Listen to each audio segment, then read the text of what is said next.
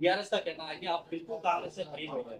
क्या एटीआर ये टीआरएस वालों को जरा इंट्रोस्पेक्शन करने की जरूरत है। इंट्रोस्पेक्शन करने की जरूरत है उनको। ये जो प्लान बना मूसा नदी का, नहीं बनाए थे तुम लोग? और मैं जाके बोला नहीं था मत बनाओ प्लान बोल के? ये अब वो खुल के बोलूं पूरे बात मैं यहाँ पे?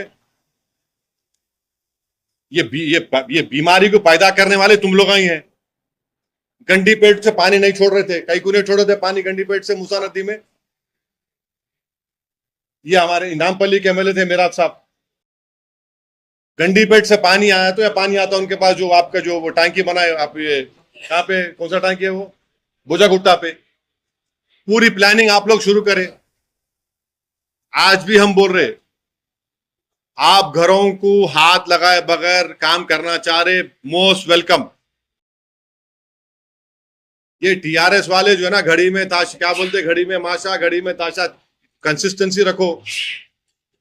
क्या बोल रहे हैं एमआईएम पार्टी के बारे में? 2023 के इलेक्शन में तुम्हारे को जो हैदराबाद में तुम जितने सीटें जीते जीएचएमसी में, मंजलिस की वजह से तुम जीते। तुम